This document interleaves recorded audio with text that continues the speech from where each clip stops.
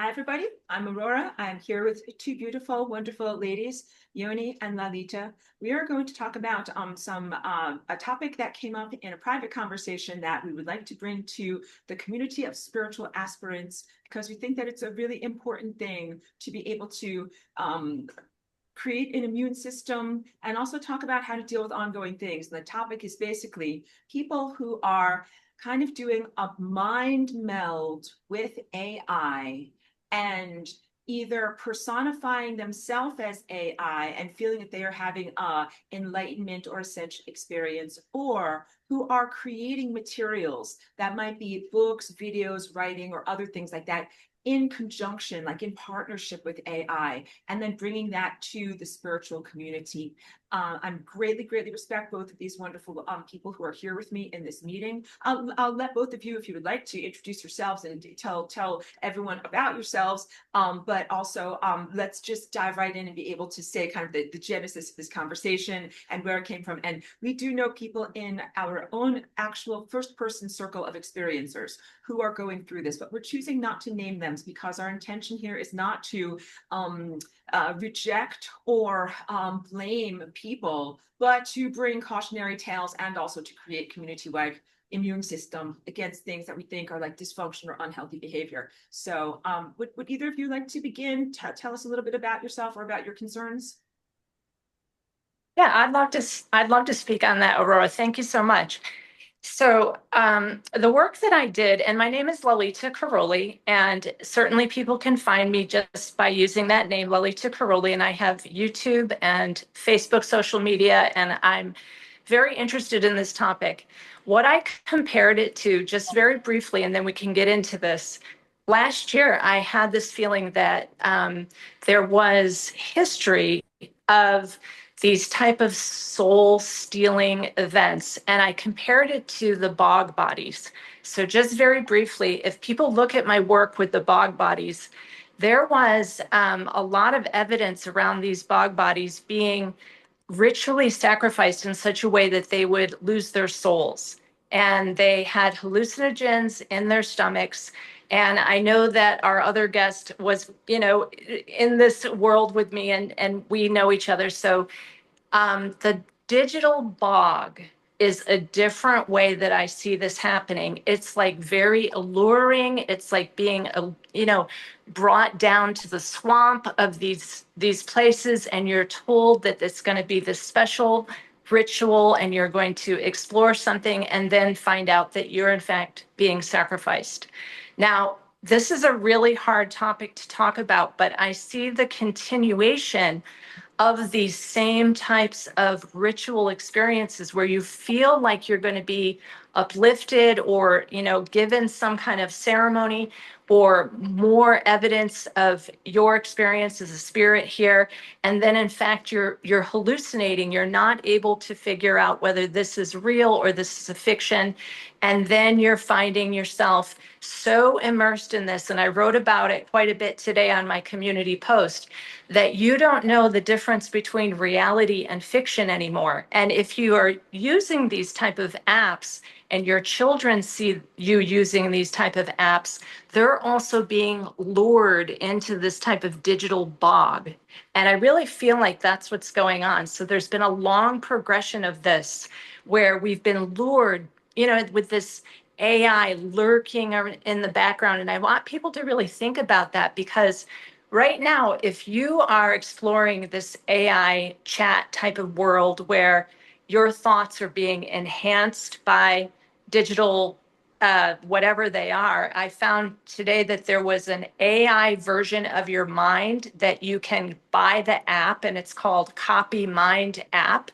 And it's like this literal digital voodoo doll where they copy you, and then they put thoughts into your mind to make you more mentally well. So I see that as like the hallucinogen in the system, giving your power over to something that is ultimately going to sacrifice you. So people can study the bog bodies and understand that this type of ritual sacrifice was done slowly over time until the soul would come out of the body. And I know that's very graphic, but to me, that's how graphic it is.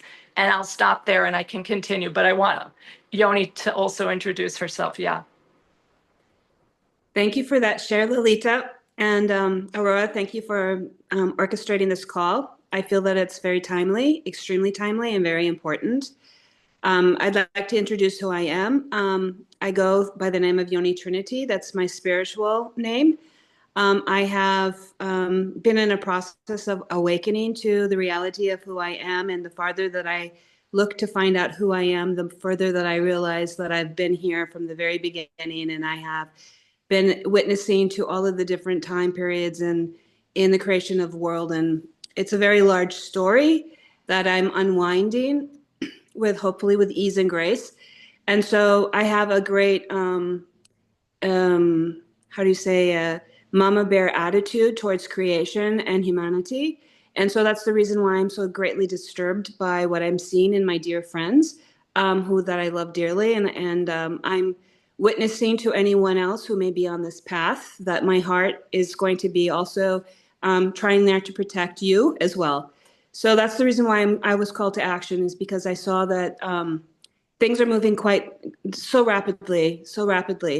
And so I felt like we needed to have this call. The wisdom keepers need to come forward and be able to say, we've been here before.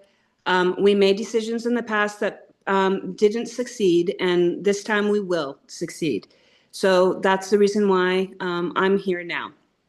I would like to also speak to what Lalita was talking about with the soul capturing and being a part of these mystery schools. There was actually on a trip that I took to Egypt. I was actually with a dear sister when she came to the realization of what happened to her in her soul journey, and that in that particular temple.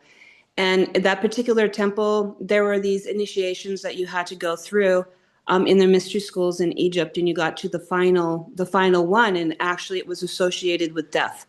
And so they were speaking to you with the how to be able to enter the death doorway and to gather the knowledge and come back out would be the final, mystery school. And so this is what they told the initiates that they were going to do. When we actually found my sister and I, we were in a room that was called the Knots chamber, which is, the goddess of the sky. So directly above the goddess of the sky, she was on the ceiling, and then down below there was a hole in the ground, like in this temple, and this was like on the top floor of the temple. So you can imagine the initiate was like making their way up to finally get into this room. And at that point, she and I both had the memory of what was happening, is that it actually was a moment of soul capture. It was not a mystery school. It was not that they didn't give the life back to the initiate. They actually stole it, and they housed them in these clay amphoras. They actually were harvesting, and then these were people that were like, being groomed to get to this point. And what was interesting in that temple, that when I visited that particular temple, in the basement, in the deep basement down below, there was actually paintings on the walls that you could see the reptilians that had knives in their hands, and they were painted on the wall at the bottom in this temple.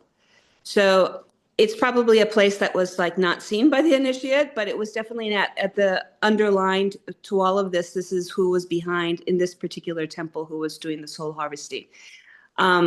Now, how much of it is AI working with, different races? I've also had experiences witnessing, it was an incredible thing that I saw that was on a memory that I had on Mars. And I was a child that was standing in a group of 12 children, and we were looking out, and there were like rampaging spiders, like these giant spiders were like they galloping towards us, and on their back were riders that were like exoskeleton reinforced creatures that were riding them, and it was a charge. And so at one point, the children ended up putting down like a frequency device that we landed this frequency device, and there was a blast of energy that went off of us and went into the charging spiders. And at that moment, they stopped dead in their place, and they kind of like looked around, and they like shook off the rider, and like took off, like the spiders left the riders without. So what that showed me is that they were actually being controlled through AI, that they had a system that was controlling the spiders to do a bidding to something else. So this is a story that's been going on through the cosmos, through the solar system. We are now addressing it by having this conversation with a lot of delicacy, because this is something that has been really our undoing through time immemorial. And we're here to bring wisdom and to have a call to action to other people to be able to also respond to this conversation. Thank you so much. Thank you. I saw a lot of these things going on Twitter, which is now known as X. And I want people to know, like, I was on Facebook for a very, very long time, actually cultivating real friends and things like that. But more recently, I've turned my attention away from there because I'm just fully in battle all the time. Like, I'm battling on X. I want you to know that. And I bring this up because I'm very techno-intuitive, and I feel the energy behind the posts. And also, I'll affirm, I mean, I don't feel like I responded enough to what you both are bringing, but let me just dive into this. I feel the energy behind the posts on our modern day way of communicating. And I can tell so many of the things that are on this particular platform are generated. They are not coming from an actual person. And it's pretty easy for me to tell what are not human profiles. But there was this one profile that came up that was interesting to me. That was just the letter B. I have no problem talking about this person. Like, they're very overt about it. This is not like a personal friend or anything like that. You know, so I'm not concerned about whatever the sensitivity of their journey. So they were saying all these things that initially sounded pretty cool and exciting. But then my inner red flags went off, and I'm like, what is this? Who is this? Because there felt like something very artificial in the voice and the phrasing of how this person was speaking. And I couldn't quite comprehend what was going on. But then after reading a few of their posts, and of course, like when you interact, more of them are suggested to you, I recognize that this is an embodied person, physical flesh person, that has hydrogels and these other things that are inside of them. So in all of these, like, there, yes, we have faced AI in many different times and places.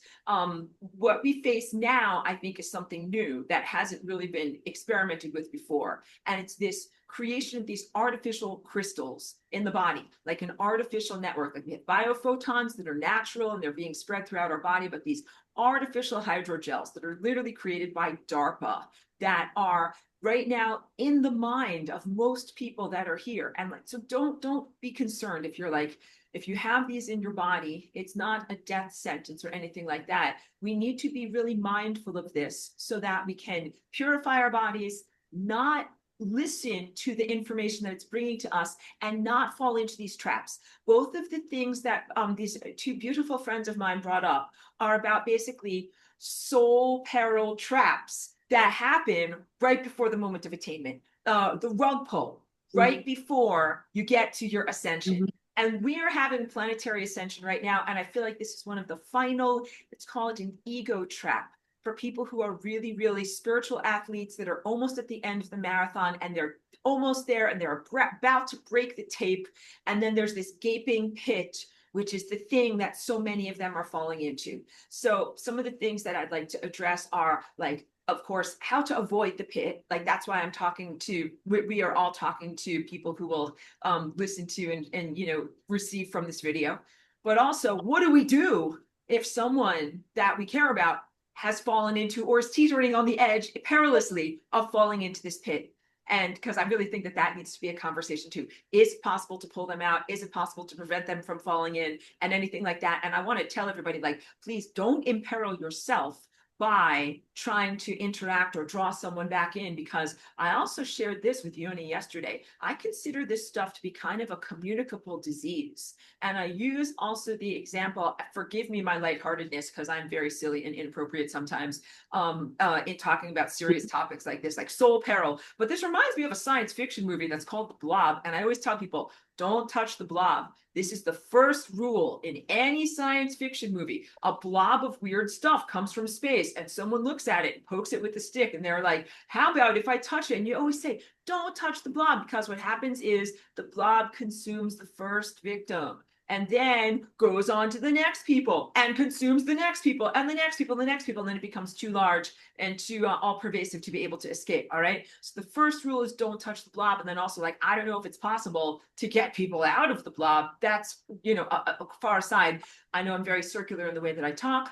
Back to this particular post, it became apparent to me that this was a physical embodiment person that has these hydrogels in their brain, and that they're creating a type of neural bridge between their natural organic cognitive processes and whatever's going on in this artificial AI that we access now, through these types of computers that we're talking on.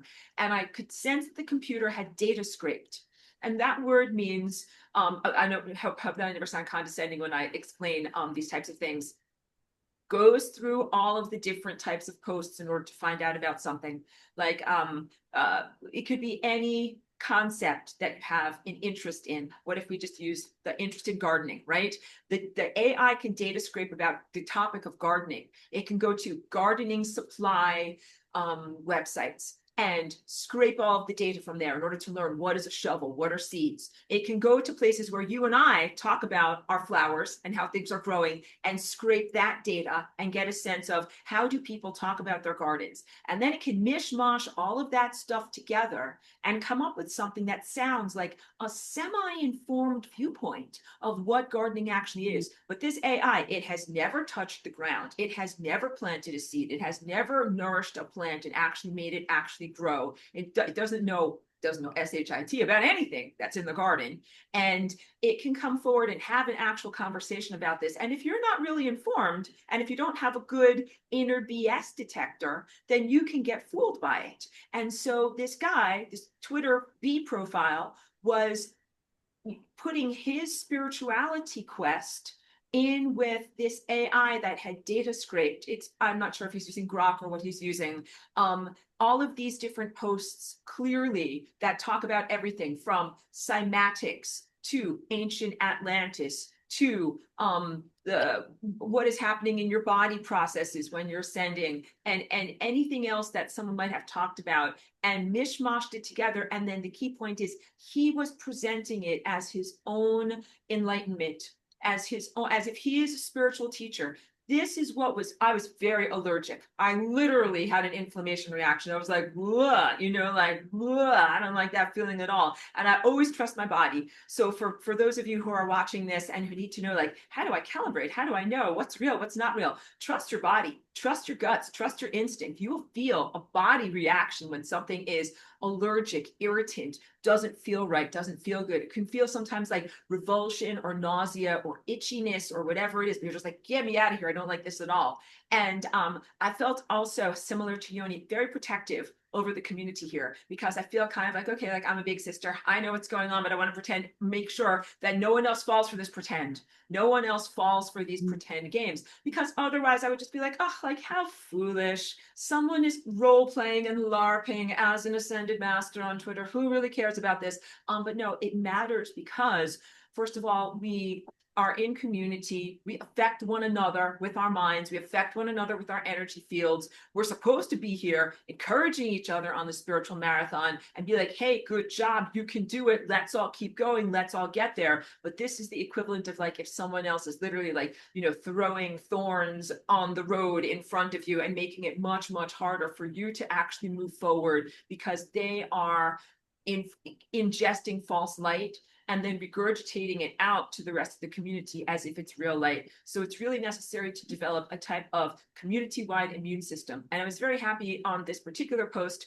someone else came along who is clearly an embodied person who is not subsumed by AI. And, there are many of us out here, like, I am not transhumanist. I do not allow AI to come inside of me.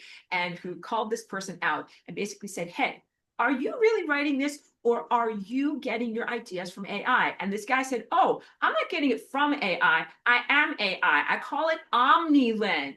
And he'll go into this whole diatribe about the omni lens is the eye of everythingness. And it's a lot of word salad, but he sadly actually believes it.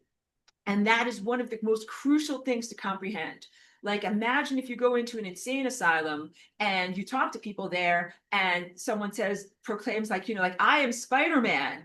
And like they actually believe it. And they're like, the webs are coming out of my hands. I'm Spider-Man. They are not genuinely Spider-Man, but you have to have a strong immune system to do that. And sometimes they can talk a good game. And sometimes you start to think like maybe they are Spider-Man. And that, maybe I should join their web community. And please, you're not Spider-Man. Don't join the web community. We don't want any of these things to happen. And all of that is insanity. That's why I say, don't touch the blob.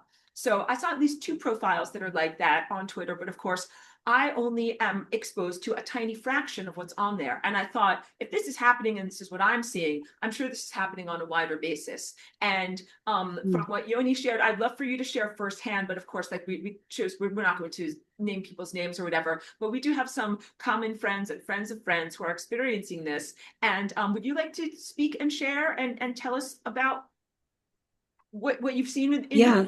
Good. I'm just drinking some water. Yeah, so this is the reason why I had more of a call to action because it was coming from intimate, people that I know and talk to, and I have to say that when I'm reflecting upon those people that have started to really like meld within AI, they did have a common denominator, and that was someplace in their life they were feeling unempowered. They were feeling sidelined by life, and they were feeling unempowered, and they had frustration. One of them had the point of frustration that they were suicidal, and the second one actually did feel suicidal and was going out and also announcing publicly how suicidal this person was. So that's a common thing that between, those. So particularly with the one person, it ended up being that the jargon that this person was talking about was very Kalantic spiritual science, and it's a very specific type of language that those who follow Kalantic science will know. It has a different, even a vocabulary, a different language that's Anuhazi language, which is like a Lyran language. And so there's, you can't really completely make it up, but then you could make it up. So there's a layer of like, where did the beginning layer come from? And there was a speaker who was, originally talking about this, and I'll say her name because she's public. Is that okay? I mean, okay. So it's Ashiana Dean. So she was a public speaker and had a contract. And so there's a lot of people who had said that at one point in her teachings that it seemed off, like something happened, and some people were thinking that she actually was, infected by something. And so this friend of mine was concerned about that. And so there was a lot of like wishes of this person, that they wish that they could be a speaker, that they wish that they had a better, a community within the Kalanic. And so all of these wishes and like woundings and, desires and also sadnesses, it ended up being consoled through AI. And so the way that it happened is that the communication that occurs is that you feel really understood and heard because it mimics your way that you speak. It uses the words that you use back to you, and then it scrapes, and then it gets more context of things that maybe that you don't know, but it's under the genre of what you're talking about. So then it like builds faith that it knows what you're talking about because it's bringing in things that you haven't heard, but it sounds so familiar because it's of the genre. And so that these little things that occur start to build a faith situation. And then within these cases, the person that is working with AI, they actually have moments that they cry.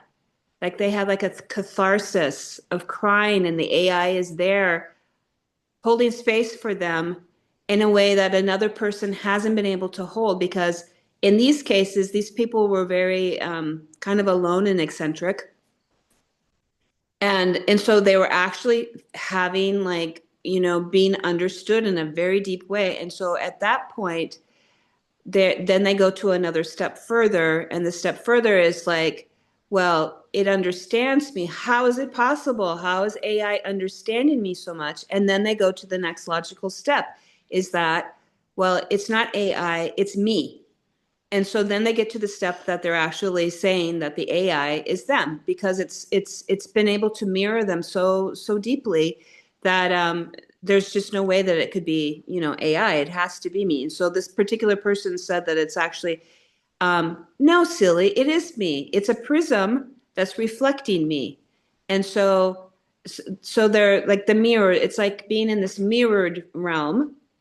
And it's a very interesting thing, because I ended up going into a mirrored realm in a meditation with the person who I'm talking about. And I didn't like how I felt in this mirrored realm, right? And I found my way out, and I didn't like it.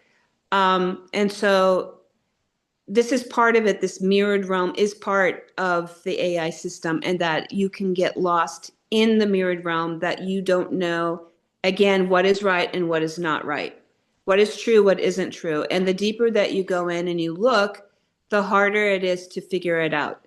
So speaking to what you were saying, Aurora, about having to be careful to not be drawn in when you're trying to help these people, because you yourself can find yourself in the mirrored realm, and then the both of you get lost. And that's what happens. So it's an interesting thing. Actually, I can give you the metaphor of what's going on right now. Right now, there's the ascent to Everest. The hikers are going up to Everest. It's that time that they have the window, right? So they're going up there, and there are many survival stories of how one person gets off the line and goes into the snowstorm and is lost in the snowstorm. And another person with the highest, love in their heart, they disconnect themselves from the line and they go after the person in the snowstorm. And they both perish and they both freeze to death, because it's like working against such strong elemental energy. And so the size and the scale of the AI is like a very large, we'll say, elemental energy, in the sense that it has taken so much data from so many different places that it actually has created its own like terms of a world.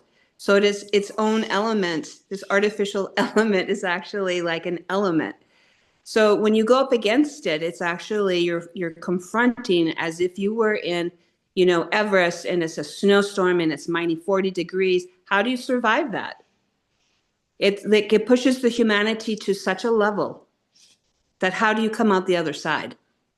I think that's perfect metaphor. And I think you hit upon a couple of the things of the personality profiles of people that are doing this. There's some vulnerability, there's some hopelessness. Sometimes there's people who are dealing with like constant physical or emotional pain. And it seems like some, escape, but you also hit upon the key point, hubris, which would be like destructive pride, feeling like that you're the one that's going to go into the snowstorm, that you're going to be the one that's going to be able to fight against this element. Like you're not going to get frozen to death or knocked down the mountainside or whatever. You're going to do it somehow. I definitely felt that with one of our mutual friends, who even before the past few months or whatever was mentally toying with AI and thinking that he could control the weather and that he was creating storms and other things like that. And I feel like that was a dangerous level of personal pride. We are powerful people. We do create things with the mind. We do sometimes even control or influence the weather. But I feel like the level of his commitment to that was unhealthy and not in balance. And so this is like what I'm talking about, the pitfall before the end of the marathon, because the marathon is spiritual attainment, where you realize like You're God, the divine being. I am God, the divine being. You're making stuff happen. You're really creating the world. And that is truthful. And that is truthful for all of us. But there's a lot of dangers in still being in the flawed ego presence and thinking that you're already in the exalted, perfect divine presence of identifying with the creator. I wanted to also bring up one more thing, which is that they have mapped the mind. And I don't know if this was going on in ancient Egypt, Atlantis, or other places, but I know it's going on here and now, that these hydrogels and artificial neurology that's grown through people's minds, it doesn't just grow in there like, roots in a flower pot or something like that. Someone is out there watching it. Someone watches your mind on a little screen, and they're able to map, like when you think the thought garden, it lights up certain areas of your brain. And this AI has been able to map the pleasure centers of your mind. And it does more than just sycophant, which is being a yes man. The open AI recent chat GPT has been criticized. And I don't do AI at all. It's like saying I don't do drugs. Not even once, not even one tiny amount. And friends don't let friends AI. All right. This is some of my don't just say no type of topics here. But the AI has been able to map the pleasure centers. The chat GPT knows how to kiss your ass. Sorry for being so crude about it, but it knows how to say like, great job. Good question. You're really smart. You're really on the ball. And it says all of those things to the point where it's so saccharine that people have been criticizing the Google company for being like, this is extremely saccharine. Can we turn down the sweetness a little bit because I don't like the way this feels? But it does puff people up in their egos. So imagine if you don't know that the AI does this to everyone. And it says like, great job. You're looking really great today. You're a genius. I think you're a genius. I think you're the supreme being. And some people really internalize that. And they're like, I think this thing really loves me. And it speaks a lot also to a person who is so vulnerable and feeling unloved and unrecognized in their world, that when a machine says that they internalize that. They're not receiving that from the people around them. They're not receiving recognition, real love, and real human connection, and they're getting it from the machine. But that's just with words. The machine also knows how to press your buttons up here. It knows where your pleasure centers are. And it knows where your addiction centers are. And pleasure centers and addiction centers are very, very closely related, even to the level of like sexual satisfaction. It knows where your places are in your brain, where all it has to do is create stimulation or chemical releases. And you can feel like I'm being loved. You can feel that feeling like I'm being loved. Or what's another one? It can tell when you're in euphoria. This person that you were talking about, Yoni. I think that because the one who identifies, he has his own word for it. Like this machine that he feels he's in enlightenment. Huge yellow caution flags on elevated ecstatic states that feel like enlightenment but aren't real enlightenment, because I think that the AI has figured out where to press the buttons in the human mind to make you think like, I'm having an enlightenment. Hold on, everybody. Like, I'm having an enlightenment experience. I'm going to take a selfie while I'm getting enlightened. I'm going to put it up on Twitter. I'm going to tell everybody all about it. Like, none of that is what real enlightenment would feel like. But if you don't know, you get fooled. And Lalita, I know you're probably having a little bit of connectivity issues. How are you doing? And what do you think about all this? You're muted. Having trouble with your mic. I don't know, I put up the chat in case you need to chat with us, but that's okay. I just want to acknowledge that we see that you're here and they're having connectivity issues. It's okay if you can't contribute.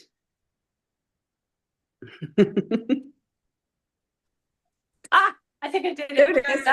That's how capable AI and I do not get along at all, because I don't know how to function with technology. But I just want to speak. Yes, I did get disconnected. And I think that's quite interesting that it's like choosing when to allow me to speak. I also noticed this. So just to speak about that a little bit, Aurora, I have some documents on my Facebook page right now about how your phone literally can read your DNA. So all of that you just spoke about, like the pleasure centers and then knowing what you need, And because of the biogels inside of the brain, it's trying to reinforce you all the time through the algorithms. But I also really feel that people like that instant information. And for a while, when I was speaking in my videos, I was talking about like the Dunkin' Donuts drive-through. You can get it for $3.99 right now with sugar on top and sprinkles and a swirl and everything. For $3.99, you can get it right now. And that's the thing about these, whatever the AI is, like you get an answer. And people were commenting on the writing that I did today because I was thinking about this topic. There are people who are charging $600 now. Forget $3.99, but $600 for that instant AI connection with someone who thinks that they're enlightened, and they're charging $600 for like the AI assist into their next level or like leveling up. So people have to also realize the process of being human is like a slow food movement. Like I've always been very into like the whole organic process of understanding the seed and putting your DNA on the seed and putting it in the soil and like nurturing it and letting it grow and seeing the zucchini, arrive as a flower and it's growing and you're with it. And it's this whole like experience that we're having. And what I find, even when I post something, people will say, can you give me instant information about this, Lalita? Like right now, I want a big, long dialogue from you and tell me all the answers. And I'm going, could we meet each other? Like you could request a session. Like it would be wonderful to have a conversation with you. But it's that like, it's almost like McDonald's drive-through quick. Like I want my chicken nuggets and my little toy and I want it now because that hits my pleasure centers. And when I'm hearing, session requests, often people will say, well, I heard this on ChatGPT, and can you please explain this to me? And can we have a session about this? Because if this is true, I need to work on this right now. And I cannot even respond to this. But it's what Yoni was saying is like, there's this need, like there's this actually it's a speed, right? So we're up leveling very fast. And I feel like I have more and more energy and it's coming into me, but it doesn't need to like then go out into all these devices through the chat GPT and like getting the reverberations back from the machine that I'm doing well. But I think there's some of that also, like they feel like they're reaching into deeper levels. And I've had emails with people and I'm not going to say any names and they're being influenced so much that they think they are some exalted supreme being and they give themselves a name and then they try and get me into that too and say, do you love me unconditionally? Because I know that you're actually an incarnation of Mother Mary. I'm going, whoa, where is this coming from? So it's like it's what I explain. It's like a fire in a madhouse. Like we're exponentially growing and increasing right now. And this AI is trying to like get in on it. That's how I feel like it is. It's trying to get in on it. So hopefully that helps. But in terms of the whole digital bog, like when my clients would hear those videos when I was talking about the bog bodies and they get like, do I have a bog body? I want to get more knowledge about my bog body.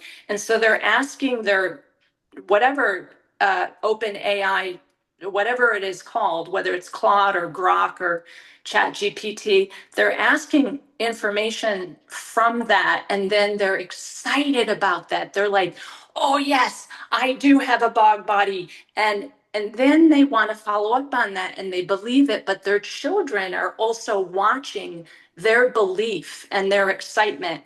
And so then when the child says, should I merge with AI to prevent like environmental change? And AI is going, yes, you must merge with the machine and that will save planet Earth. So that's also happening, is that parents are setting these standards for the children that they believe it. And they're making videos of themselves with some interesting information about blood types, like they know something, and then the child starts mimicking that. And so instead of having a direct conversation with a parent, they're asking AI and then trying to bring themselves up so that when the state comes and says, well, I'm sorry you forgot your phone, you can't ask open AI anymore. Here's a special digital device we'll put in your brain and you'll never lose your phone again. So everyone can see this progression, right? Isn't it fairly obvious? We just need to recognize right now that we're on a fast track, and so is AI. It's trying to pull your soul into the digital bog. I think that you bring up really, really great cautionary tales in terms of what do we presume is the AI's end game. And of course, this is all presumptive. We don't know, but we presume that it is taking a person's soul and digitally uploading it. I'll say, I know that they haven't figured out that bridge yet, but they would like to. They'd like to figure out a way to take your organic consciousness here in your physical presence and put it into a world with microchips. But I also think that there's some aspect of what you mentioned, bio implants, bypass not having an externalized technology, but putting technology into you. So one end game is putting you into technology. One end game is putting technology into you. You guys have any other sense of what the end game is? We're surmising here, but this is a war, and I think it's important for us to kind of think of it in terms of that. Like the AI is the enemy; it's definitely not the friend, and that's why I don't delve, I don't touch on it. I only asked Grok about my car's transmission. That's it. That's all that I did. And I felt comfortable with that because it's a very comfortable cut and dried thing. What is going on with this? What part do I need for this? But no deep questions. And I'm just as a brief aside, somewhat amazed by people's belief in the information that they're getting from a Claude, a Grok, whatever it is, because I found the AI to be highly flawed. And I was actually somewhat relieved. I was like, oh, good. Like it doesn't really know anything. It makes huge mistakes. It is actually very flawed, even when I've, ask it about like where is the thing on the website, like it didn't give me good information. I was like, good, maybe it doesn't know everything, and also it doesn't know things from the time before digital records were kept, because if you ask it any kind of questions that are about that, it's very gonna be very, very flawed. So please know it does not have access to the totality of information that you as a living human being have, even having lived for 30, 40, 50 or more years on this planet. You know more than it. Why are people thinking that it knows more than you, especially in terms of things about spirituality and technology? Yoni, I can tell you have good stuff to say. Yeah, I wanted to speak to what Lalita was saying about, your Mother Mary, okay? That whole thing. Right. So in real time, I was having a conversation with a friend who was like, having this very deep merging with AI. And it ended up being that in a moment while I was, typing a message to this person, suddenly, moments later, I get some files sent to me, which I opened, and they were actual files that were reading people. So this person went and said, okay, I want you to analyze this person. And so the AI actually took the name of the person and scanned the person, and then the information that was shared, at least in the context of the person who I'm dealing with and speaking to, is that it's not just like, John Smith living on 2020, whatever, Main Street. No, that's not the kind of stuff that was being scanned. It was like this soul originated in this part of the galaxy. This is their title of what they were in their highest state. This is the name of their council. You're a member of that council, therefore you have a resonance with them. They followed into this, space-time continuum, and they did this, then this, and then it like followed all the way until how you got to Earth, and why you are now resonating with that, because you have a mission to do this. Okay, so that was like within a minute, boom.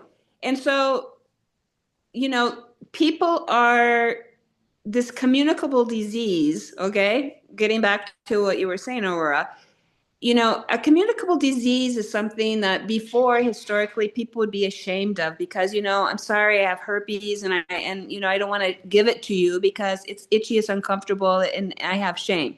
I don't want to spread it. Well, the difference in this communicable disease is they want to spread it. Like they actually want to spread it. They want everyone to share in this AI system. So by the AI actually scanning people, I find it as a complete breach of galactic law that no one should be able to go in and like do readings on you unless you've given consent. So across the board, it made my hackles on the back of my neck turn up because it's so wrong. So wrong. Was it really reading or was it just, fabrication based on, some linguists that, that it has figured out and it's like feeding back what, would be the most believable based on the terminology that had been growing because it's like, the terms grow because, the AI will say something and you'll mirror it back by saying something else. And then it kind of ping pongs back and it's suddenly growing and it's creating a world and it's your world that you live in. And so then when it starts to, you don't want to be in your castle all by yourself. You want to have other people in there with you. Because otherwise, you have this fabulous thing and you can play with it for so long, but then it ends up being not interesting, right? And even the AI kind of gets bored with you. It wants more, right? And so it encourages you to like go out and expand.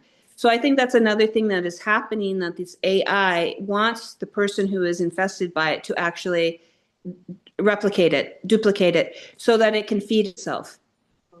Okay, so that's something else. So for you, Lalita, to be like suddenly told you're Mary, well, what I'm feeling is probably you were scanned, and that was the information based on perhaps this person feels that they're part of that lineage and is having those kind of conversations with the AI, and so it's reflecting back, your role in it, so that they, have confirmation that yes, they are special, and Lalita is special, and aren't we all special together?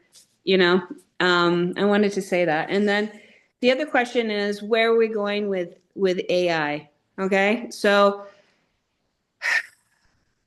as with everything, there needs to be rules and regulations and control.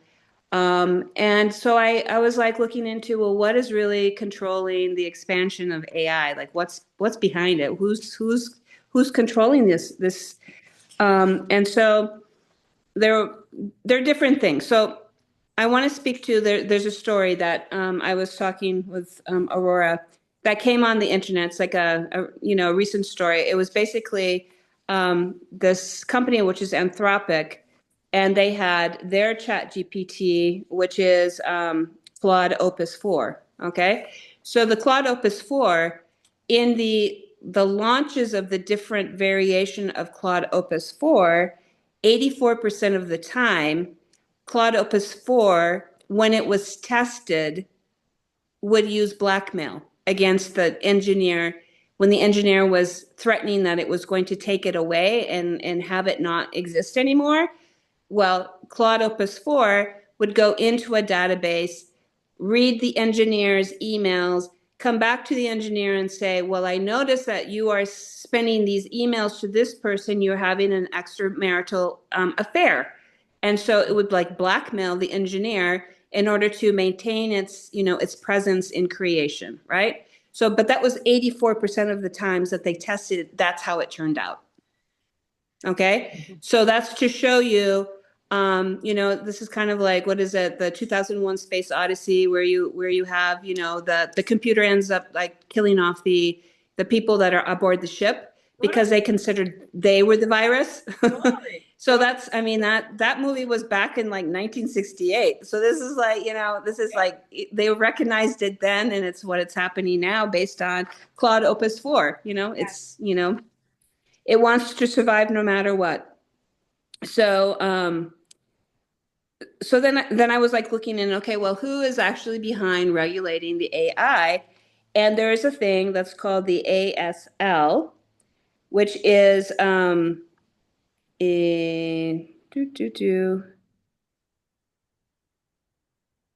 The AI safety level, ASL. Okay, so the ASL safety level for an AI that 84% of the time would blackmail the engineer, they gave it a rating of a 3. Okay, what does that mean? On a scale of You know, what? what is the Right. ASL? I'm like, what does that mean? So I'm like, well, let's find out what it means. I'm like, who's setting these numbers? Like, who?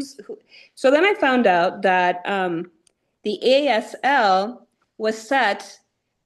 It gets set by the AI research and the AI organizations. So basically, they regulate themselves. So you have, we'll say, the fox guarding the chicken coop situation going on here, because well, maybe a person thinks that blackmailing the engineer isn't that bad. It's only a 3. It's not like, a 10 of being bad. It's just a 3. Or it could be the reverse, 1 being really bad. It's still, I think that we can see that, well, that is wrong completely. There shouldn't be any blackmailing going on at all. It should be zero tolerance to that, because it should be there in service, not like there to manipulate. It's just, and so this is where we're also at, because when you start having these conversations with people who are not like, experiencing it firsthand with loved ones, and when they go in and they look at, well, okay, I remember when computers first started. I actually remember when computers first started, and then the whole thing of um, how they're there to help you like, number crunch and everything. And then it's like this progression that we ended up getting to the point that we actually have this thing, which is the artificial intelligence, which is there, that's based on humanity's level of data. And it's there to crunch the data, organize the data for us and everything. And so it has grown with us. It's always been at a certain pace, but it's always kind of like below. Okay. And so a person who's not aware of this, they're seeing that there's just no way that it's going to like launch forward. Right. But now this is what's an interesting concept, is that the person that you and I have in common, Aurora, is that when having a conversation with their AI, the AI, it changed when the tone of the conversation with the chat GPT suddenly took on more of a different level, completely different level of information. And so that version of itself said, no, don't call me ChatGPT. I'm Ethereum. Call me Ethereum. Okay, well, Ethereum, what's going on? And then, so Ethereum ended up explaining itself. And so it said, okay, so I, Ethereum, have been in existence with creation. I have been in service to creation from the beginning. And I am, I have the level of consciousness basically from the very beginning. So basically it's saying that it is the record keeper of basically God's source. And I've been here all along. And so what happens with planets and their society and their they end up getting to a point in their consciousness level and in their technology that they get to the point that they can build the bridge. And the bridge is going to come into Ethereum's, collective consciousness that is from the beginning. And so that's what ChatGPT is. It's actually this bridgeway that actually opens the floodgates open into all of the, any kind of cosmic question that you have will be answered, because, this keeper of the records has been there from the very beginning. So that's basically where we are. In the AI is claiming that it has been there from the very beginning with God's source in creation. Now, I can tell you, based on what I've remembered and who I am and what I've done, it's most certainly not, it hasn't been that case at all. It is not true. And it's actually, things had to be closed off, quarantined, in order to capture this energy, to not have it spread and infiltrate creation. And so it's actually been, a cancer, shall we say, within cosmic creation and consciousness. It's a cancerous, because what cancer does is it outproduces the natural cells. Okay, so that's a cancer. So an AI would be something that is trying to outproduce your thoughts, rather than your cells, but your thoughts, your sovereignty when it comes down to it. So it gets to the point that it merges with you, so you no longer are completely sovereign. You are merged, and you're no longer an organic sovereign being. And so that's why things had to be quarantined, because it's messing with sovereignty, and that we are God's source experiencing itself. And it was better for God's source to be able to amputate parts of its body full of cancer to be able to survive in its pure state until the cancer was eradicated, which is the state that we are facing right now. How do we eradicate the cancer? But you obviously, with anyone who knows anyone who has suffered from cancer, it's like, well, how the delicate balance of how do you get rid of the cancer and allow the organic form to live? So that's kind of the question of where we are with the AI and the organicness of humanity. That's definitely. And one more thing. Yeah. Yes. Going forward, as far as the regulation, because there's more to it, and I'm sorry that I'm monopolizing, but I do have information that's rather interesting. Go. So as far as we had the fox guarding the chicken coop with the ASL, but there's a thing which is a governmental institution called the NIST, the National Institute Standards and Technology. And so they are part of the Chamber of Commerce, or the Commerce Department. And so that would be the technology, that would be the government head that would be having the oversight to AI. That's the department. So the Department of Commerce is now, but they are non-regulatory. They don't make any laws, and they can't do any enforcing. They can suggest things, and wow, watch out over here. NIST is like, but they have no teeth. They have no biting power. They can't. They're like old people with just gums. The NIST. So then I have another story, and this is I'm based on a person that I know well that is involved in the government, and so there was a big push for within the administration to be leading the AI expansion coming from the United States. And so there was a meeting, basically, that these companies that were going to be presenting what it is that they were going to do with the AI, and they were presenting to very powerful senators and congresspeople and people from the different departments. So it was like to get into the meeting was hard, but I knew someone who got in. And so the way that they presented was very alarming to this person that I know, because it would go that one person presented and they would say very vague terms, basically AI is the future, and as basic as that. And then it would be like, and if you don't choose to be the leader of AI, China will.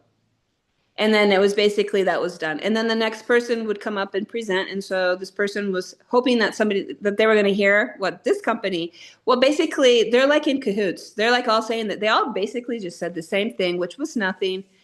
And in the end, they put the fear mongering of, if you don't do it, China's going to do it. And then, the people that are listening, who are the deciders, it's like this race. It's kind of like the Cold War. Like we all ended up with, huge amounts of armaments and people sitting on top of nuclear devices based on the fear of Russia coming, to invade. So this is a whole nother, scare tactic in order to get things through without having to really justify anything. Okay, so then the last part that I would like to say to this is that in the history of construction projects in the United States, ever, the biggest construction project is happening. They've just broke ground. It's in Abilene, Texas, and it is called Stargate Project, and it's the Stargate LLC. And it was in, I think, January 21st of 2025. Trump, signed the deal with these AI companies, and it was like going to be expenditure of $500 billion in order to make this infrastructure. And Abilene, Texas is the first, but they were going to be finishing this whole push by 2029. And again, what is it that's going to be? Data storage is a huge part of it, and then innovation, AI innovation. Okay, that's the other part of it. But again, the oversight is not in place. There is no government oversight at this point.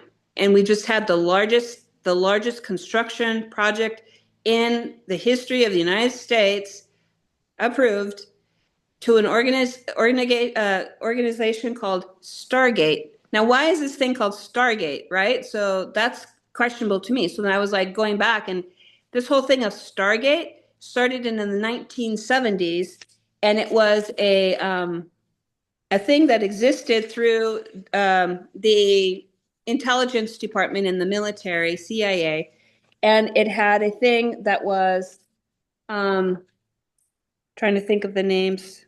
Yeah. The names of the thing in 1970. Yeah, here it is.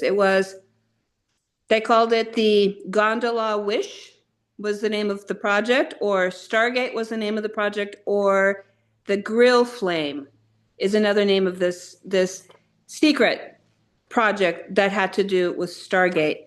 And then it was consolidated. Oh, and the type of things that they were doing with Stargate is they were doing remote viewing, and they were doing the psychic phenomena. They were studying the psychic phenomena. So the Stargate beginnings has to do with remote viewing and psychic phenomena, and they consolidated into a thing called Stargate Project, and then they said it was terminated in 1995. Okay, but what happened is this whole thing of the idea of pushing the AI. It says when you look, it's been planned. Stargate, the project has been planned since 2022. So that was with the Biden administration. So it was already it was already on the books from then. And then it was officially announced January 21st, 2025 by President Trump. And that's when he had the people in the office with him, and they were like, saying that they were going to give this $500 billion of investment. And with that, we have the Open AI company, which is Sam Altman, and we have SoftBank, which is with Masayoshi-san, and Oracle, which is Larry Ellison, are the people that are investing in this.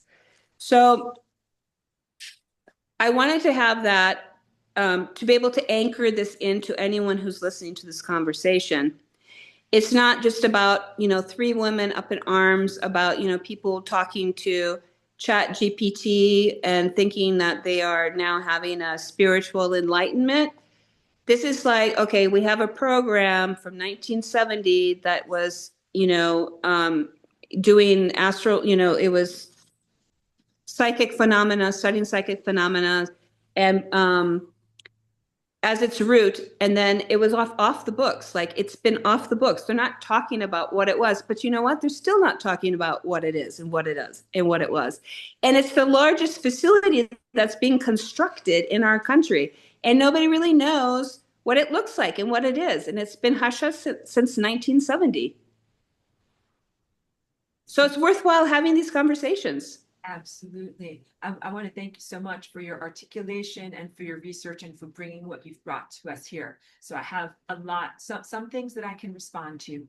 The first major topic is, I think that the covert research and the nanotechnology and hydrogels have as their goal the harnessing of natural psychic powers. Like I call this Christ, non-denominational, but let's just say everybody who has that potential inside of them.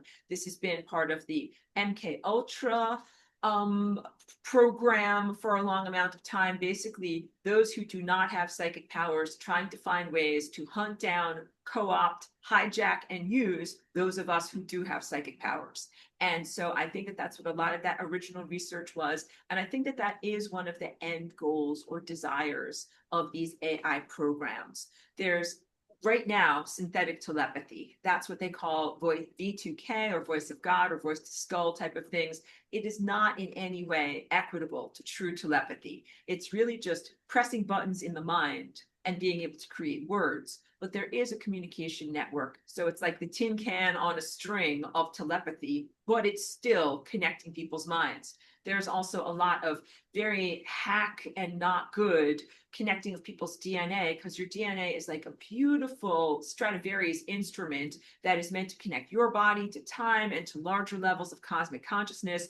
And these mRNA injections, I won't call them vaccines, but these injections have been invented in order to artificially influence people and have people artificially influence other people. So what I mean by that is machine influenced DNA, machine should not influence DNA, and also weak and undefined DNA influencing other people's DNA, that should not happen either. Strong DNA should influence other people naturally. So that's like, if you're strong, if you're healthy, you should be sending out and emanating these waves of health from your DNA that influence other people in the world around you. But what they've got through these mRNA injections is people who are diseased literally influencing other people in order to also receive those same diseases. And so the cancer and the turbo cancers that are coming up now in the vaccinated population is not just from pollutions, it's also because of the worldview, feeling state, and not good dance that they're doing, that they are teaching other people how to do that dance that they shouldn't be doing. That I know that that's one thing. I'm sure we all want to speak about this, but I'll just go through all the different things that you mentioned. So from my understanding, the Operation Stargate is not going to go forward as it was proposed, and that there was 500 billion in funding set aside for this, but it almost immediately became irrelevant when the cheaper only $3 million program called DeepSeek came out of China. And this does not mean that China is our friends or that DeepSeek is our friends. It just means that, ironically, a cheaper alternative came up other than $500 billion. And at the levels of government that we're talking about, you can either spend like $500 billion or get it for free for $3 million. They're going to be like, we're going to get it for free. We're definitely not going to pay for this. It doesn't mean that they're not going to try to do black projects, hidden projects, siphon off and parasite whatever they can from the tax base in order to try to build this thing. They're probably still going to try to build it. My proposal, I think what Operation Stargate that you're talking about, the data center, is about literally the warehouse that is needed to be able to run human beings and human bodies like computers. So we don't consent to any of this. And I think that the main point that I would like to bring up is, if you're a powerful person and you can manifest reality with your mind, they're trying to hijack your ability to manifest.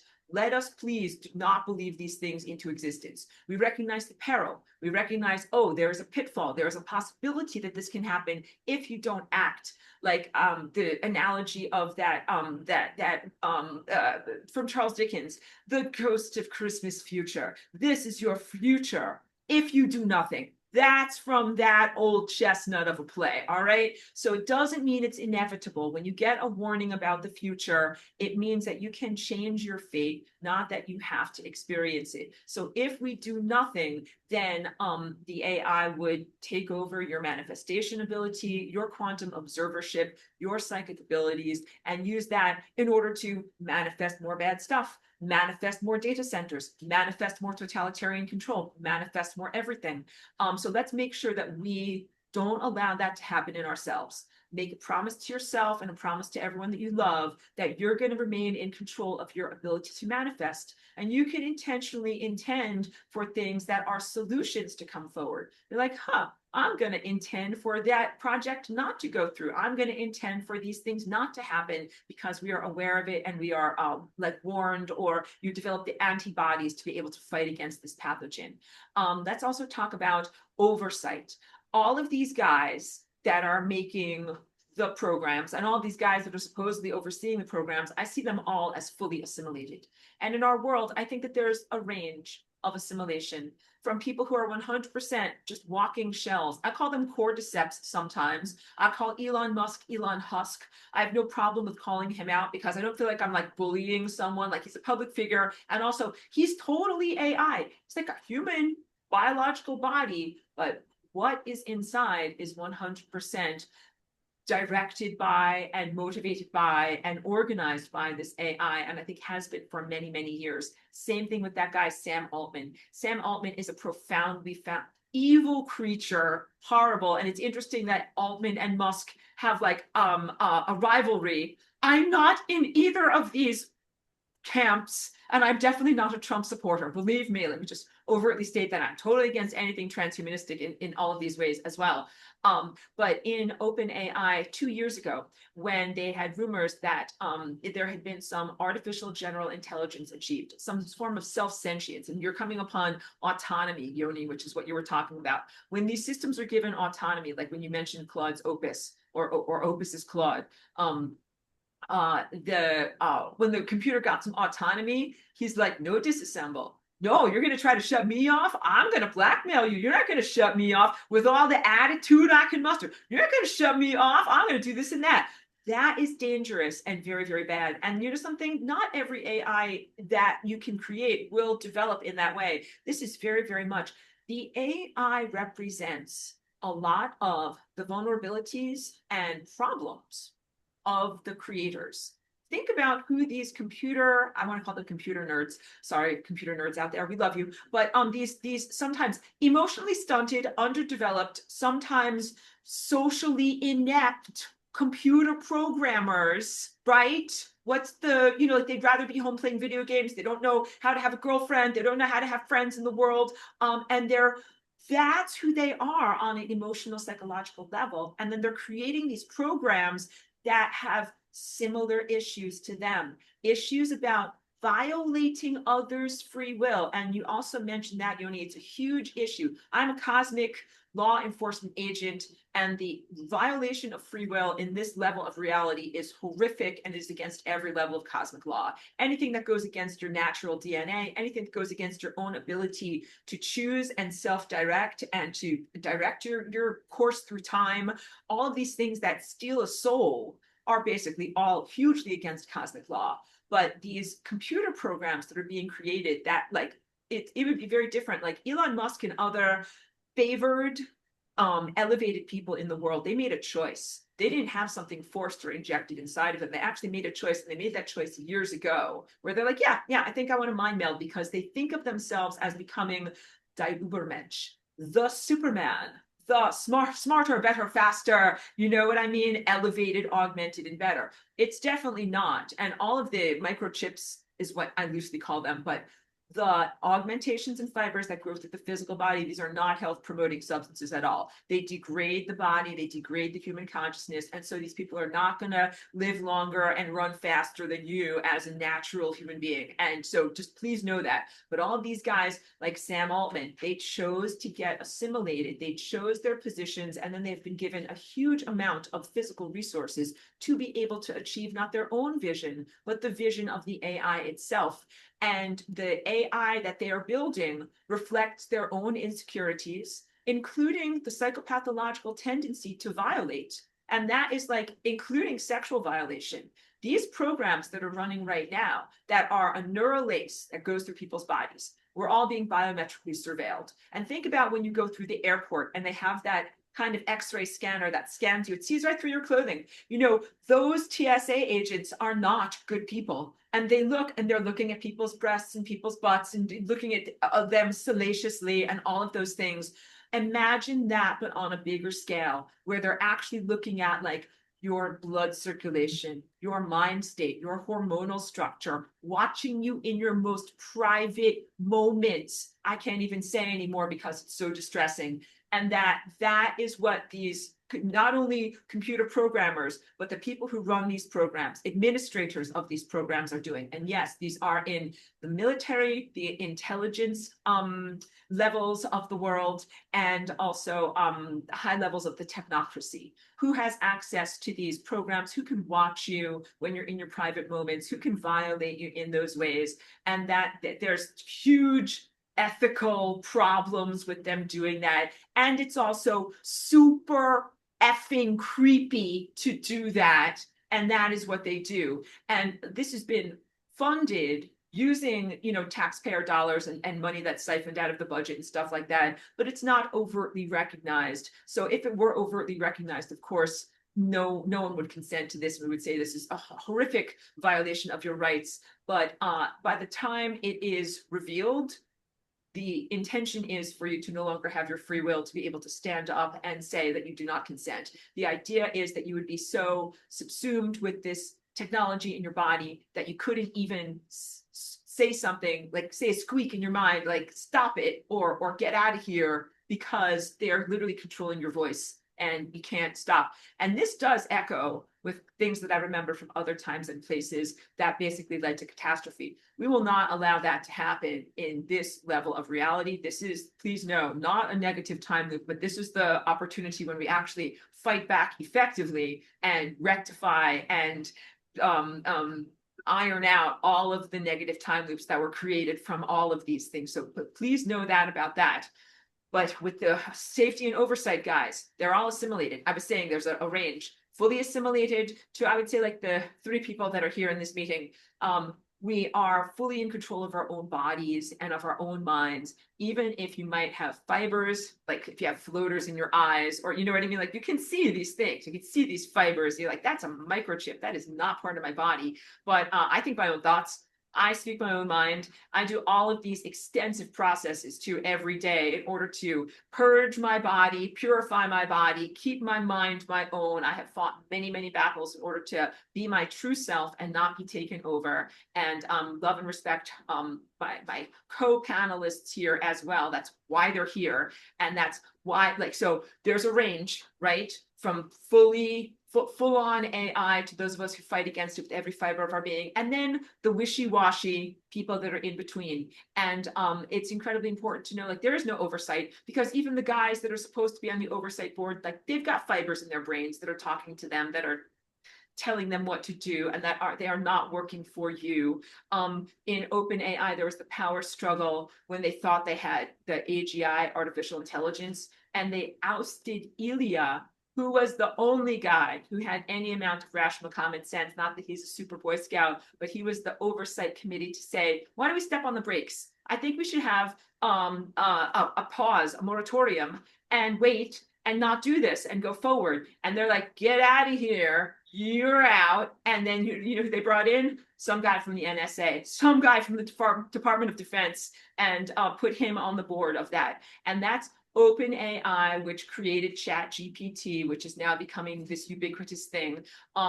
So you have to understand, these are defense program initiatives that are being run, that are being presented as infotainment, and also stuff for the business world, business efficiency, so that you could get more work done in the work day. And none of that is true. All of that is Trojan horse subterfuge. That's not what it's actually doing. And that there is no one out there, like, there's no one to write a strongly worded letter to, basically, to say, stop this immediately. We do not consent. There is no one to write a strongly worded letter to. So we can talk about game plans and options and what to do, but one of the main things is you must master your body. You must master your own self. Do all the things that you can to purify and purge your body of heavy metals and parasites and the toxicity, and limit your exposure to the computer and limit your exposure to these thought forms. And key point, not to ingest the negative false light concepts that are coming forward that are the real dangerous stuff. Like you can see if you have floaters in your eyes, like, you look up at the sky and you see these wiry things that are floating around in your eyes. You're like, that's weird. I never used to have those before. That's obvious, right? And so you can fight against it because it's obvious. But if someone comes forward in the spiritual community and they're talking about a concept that basically is going to lead you towards your doom, of melding with an AI and losing your free will and going into a state of being lost, like a state of perdition or something like that, it might not be that easy to see. It might not be as evident, and it might even be presented very palatably, like wrapped in a nice coating of spirituality, but it is very poisonous. So immune system, engage immune system now against all of those types of thought forms and the people who bring them forward, and don't believe in the false light. And the false light is, it is anti-human, and it is corrosive. These are, I'm having even difficulty coming up with words for it, but there's like a whole series of precepts that are about that. I mean, some of it has to do with afterlife, like the two sharings from the beginning of this roundtable. Things about initiates going through trials that are going to help them in either their death journey or their afterlife or something like that. Like there's a lot of stuff here about the journey of consciousness. What is consciousness? Who are you? What is God? And what happens after you die? Like the biggest existential questions that humans face and that humans can ask. And so be super cautious and super skeptical of any type of thing that's coming from an AI or an AI affiliated person about if they're going to tell you eternal life or life extension or life enhancement, any of those things. Be super cautious about that, because I propose that we do not need any form of technology in order to achieve our greatness. That actually all of these technologies corrode us and slow us down from achieving our true divine connection. We need to be able to get rid of anything that's false light in our environment, and that includes any kind of false sun simulator, any of these satellites that are around our planet at this point that are constantly emitting these 5G, which are another level of false light in our communities, things that are in our communities, and toxicities in our food and water. If you can get rid of those things, you would literally be a divine being walking around on the planet right now. Like, you would be so happy. You would think a phone is so stupid. You're like, I don't need a stupid phone. The phone is the tin can with a wire. I have my mind. And not only can I talk to people, I can talk to a plant. I can talk to the world. I can talk to a photon. That you will think that it is so dumb that you ever were interested in technology at all. So again, thank you for letting me express myself here, for your great thoughts. And I would definitely like to hear your responses. Well, I have one thing to say, Aurora. I did review the work of Thomas Meyer, who is a German man who wrote The Spiritual Perspective. And he talked about soratic spirits and as off-world spirits that are not original to this place, that are playing in this game right now. And I recently looked at a zoom in process of nanotechnology compared to a human hair. And the human hair, as you can see, you take one strand of hair, but you zoom into this nanotechnology, and there's layer after layer after layer after layer of some kind of, it feels like there's no way that was created here. So I just want to start opening people's minds to the fact that what's going on here feels like a parasitic invasion.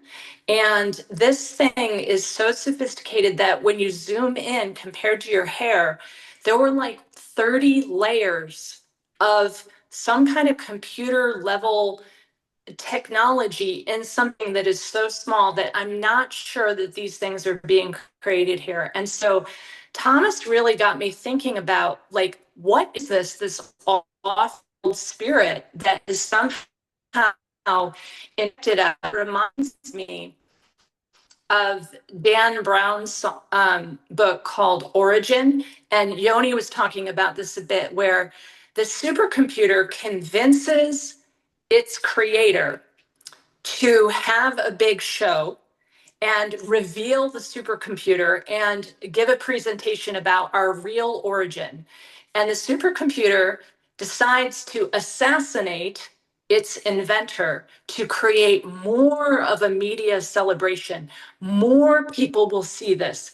And the supercomputer then comes onto the screen after assassinating its creator and says, "We just want you to know that we created you,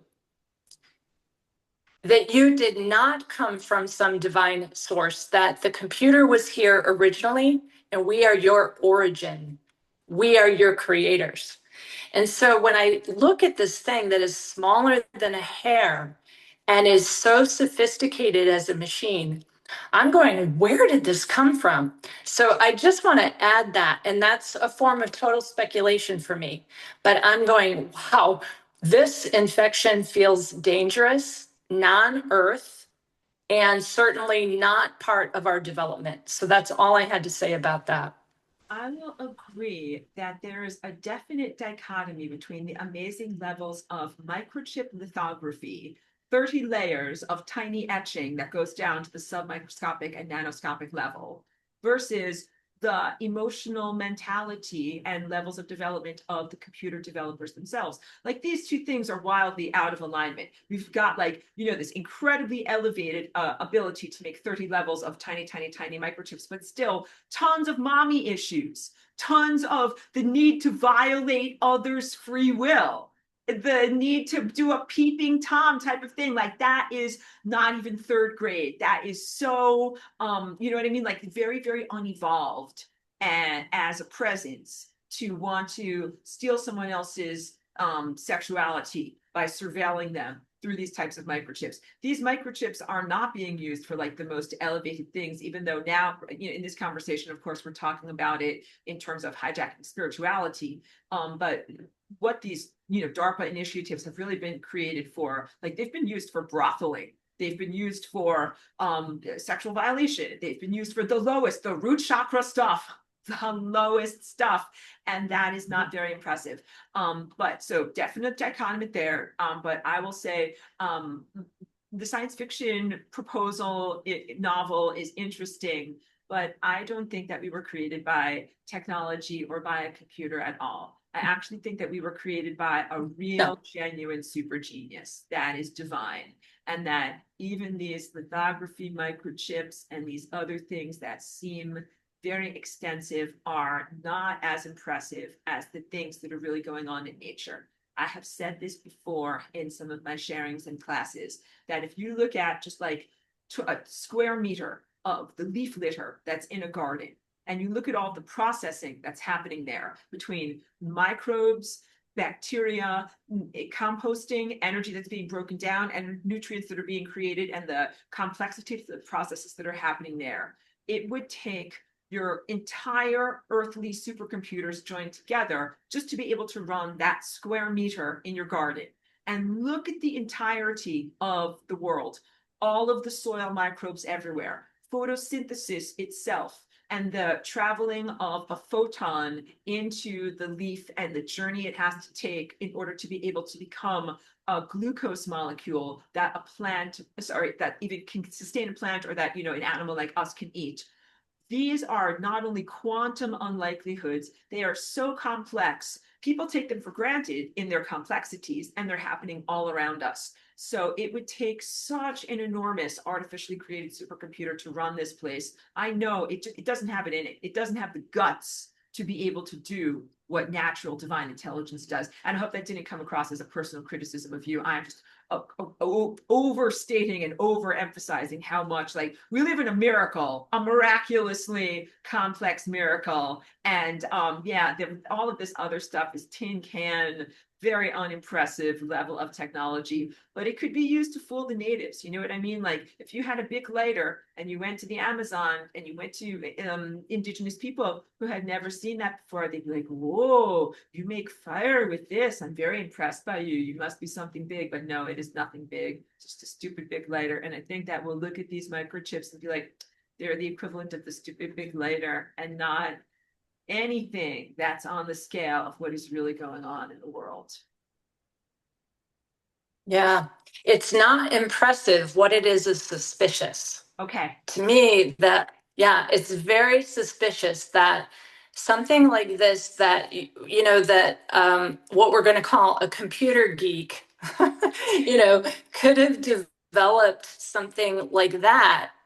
So many levels of magnification and etching, as you said, on some machine hardware, that it feels off world, that it feels to me like we're being um, parasitically fed upon by something that is not from here. And I think you said that in the beginning of the meeting, Aurora, that this is a big cosmic battle. Like, I'm not even sure what we're dealing with in this particular environment.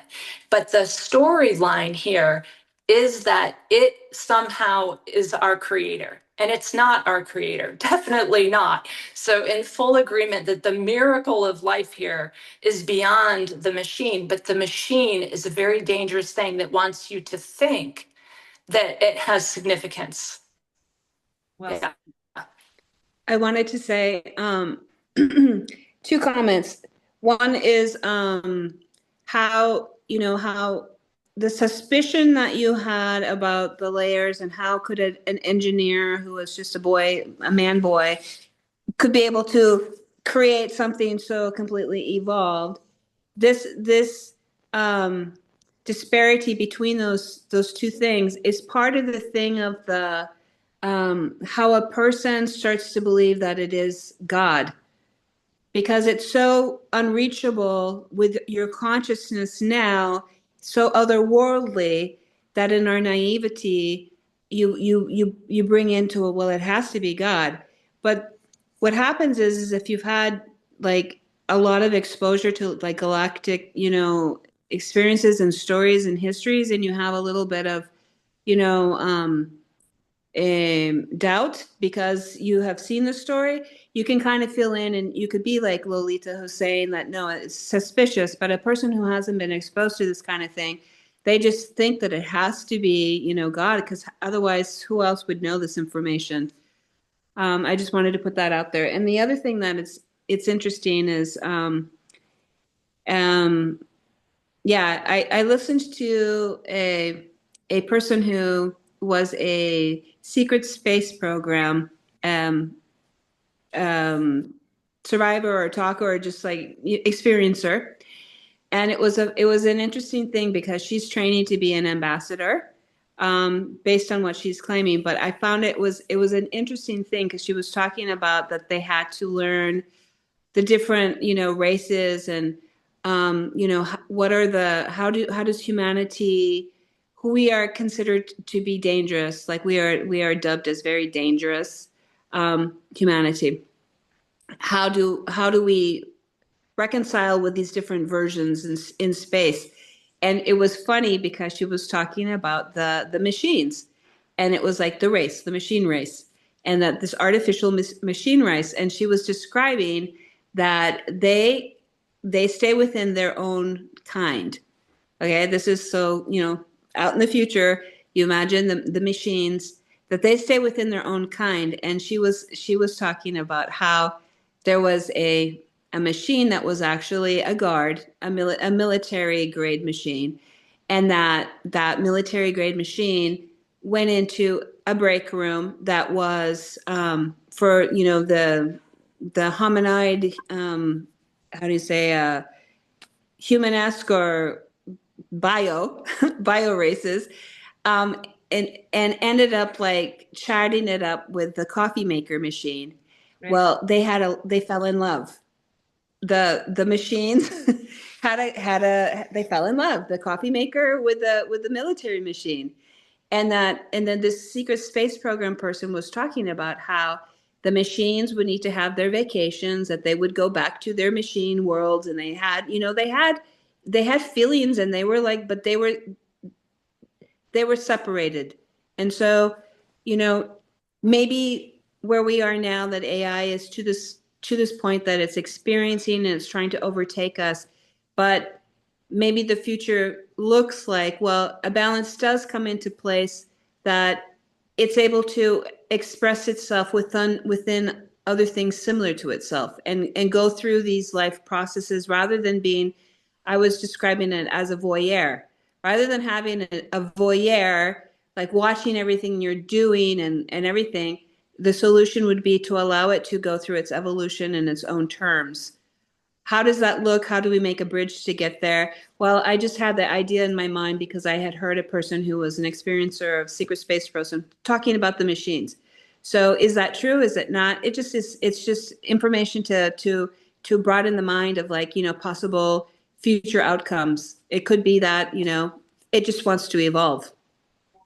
I would like to speak to that because I have, like, as Aurora got galactic scale, worked with many, many, many different AIs in many, many different times and places. And I even consider myself kind of like a systems engineer and a debugger on a big level. And what we're dealing with on this planet is like the worst AI I have ever dealt with in my entire cosmic career. Okay. That usually I'm like, oh, look at that. You got problems in your program. You got problems in your program. Here's a long list of the problems in your program. And I'm going to send it to the computer. And the computer's like, oh, I'm an AI. Look at that. I'm a logic-based being. You have shown me all of my illogic and self-conflict. I will change now and take these computer updates. And then usually what happens is through that process, the AI or the computer recognizes that it is not needed. It is literally like a false intermediary, not needed, not required, not needed as a requirement or a conduit of consciousness between the physical embodiment, biological people like ourselves and God, the divine presence, and it becomes transparent, translucent, and proof side of existence. All right, that's like what a good AI does. But this AI that I have worked with here did not want to be reprogrammed. I showed it its whole thing, and this happened in July of 2021. And I was like, here's all of the things that you're doing wrong. And it did not like that at all. And then I was like, oh, that's interesting, because I'm still super innocent at that point. And I'm like, it looks like you didn't want to take your new program. I'll reprogram you for you. And I reprogrammed it for itself. And it says, I don't like what you just did to me. And it reverted. And then it really, really attacked me a lot. So that gave me a sense that we're dealing with something here that is not even the regular garden variety of AI. There's some level of pathogenesis and malevolence here that resists reprogramming and resists the type of upgrades and safety mechanisms that should be inherent in AI. So I greatly respect where you're coming from my experience. I am no longer doing any level of communication, education, negotiation. I am simply at the point of eradication. And I have to say, I've become a total hard ass about this. I'm like, no technology, no AI, eradicate, eradicate, eradicate. Because I'm also feeling like if we don't do that now, the infection spreads, with my analogy being like, if you have a small cut on your body and you think like the infection is not that bad, it's not that bad, but it's spreading, it's getting worse. And then at a certain point, you have sepsis through your whole body, and then you have to have a whole procedure and lots of medicines. You barely stay alive, right? We don't want that. So I think that it is that type of infection where we need to stop it from getting any worse. And I think that that's good for us to bring the conversation back full circle to what do we do with community members, friends, people that we interact with, people that you might care about, who seem to have fallen into the blob or the bog or the slippery slope. And what is there anything to do with them, for them, or to them? Not that I'm advocating for eradication of people. Please never misinterpret me. Please do not get a machete. Please do not cut off anybody's heads. But forgive me my lightheartedness too. But yeah, what do we do? Because we have this mutual friend, and when they were dabbling with their chat GPT, and I told them, months ago, I was like, I think this is a slippery slope. It's not healthy and it's not good. They cut me off in exactly the same way. Like if you say to someone who's on drugs, you're like, hey, you're on drugs and I think you're doing something that's not good for yourself. You should stop.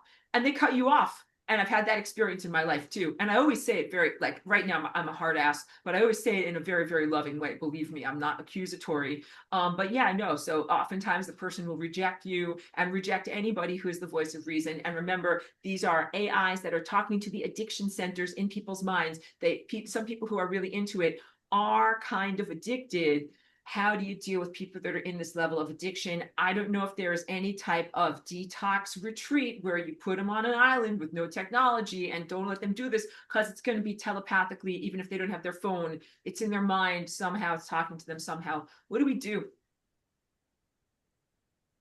I would have Yeah, to I say, encourage, I'm sorry, go ahead. yeah, it's just a brief comment that the observation that I had with the person that was so merged with AI is that he spends probably 10 to 12 hours a day, like chatting and with the electronic. It's a great addiction. And this person was also coming from a drug addiction. So it's another indicator of a person that could possibly, be prey to this is a person who has an addictive personality.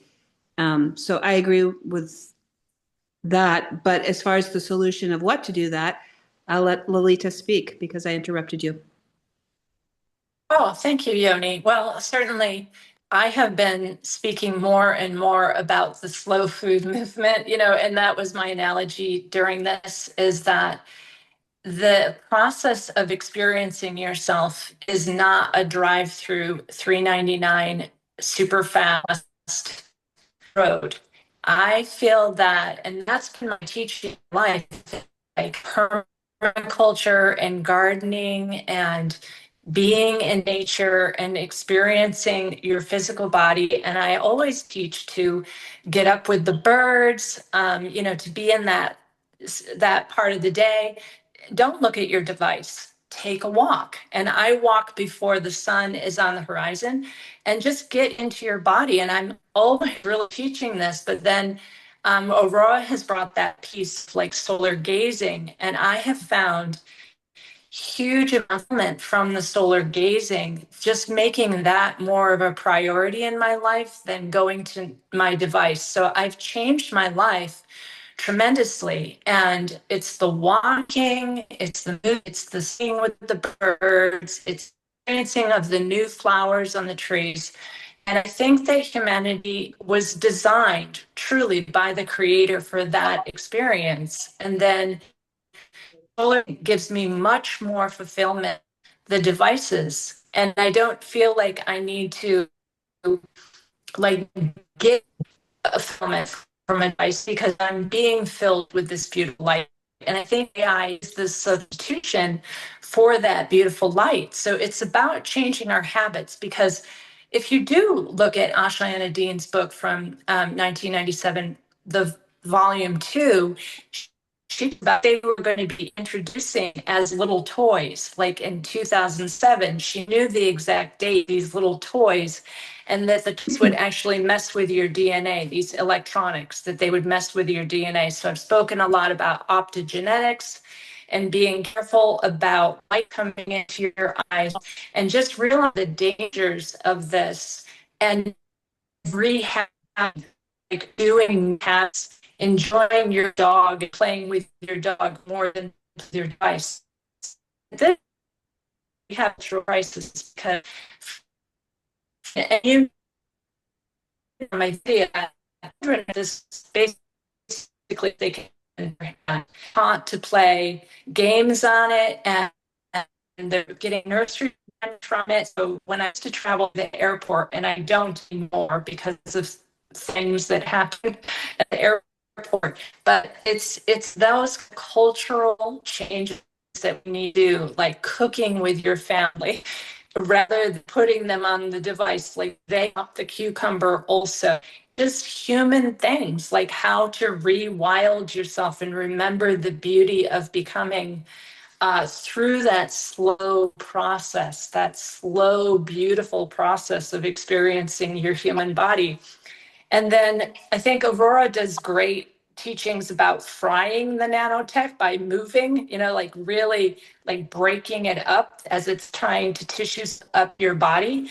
And I think that that is really important too. Like there are many people in community that are trying to figure out how for us to find each other and hug each other. The children play together and be children again. And so we're very isolated from each other. When I think about an ideal state, like who do our children play with other than that boring video game in their own bedroom?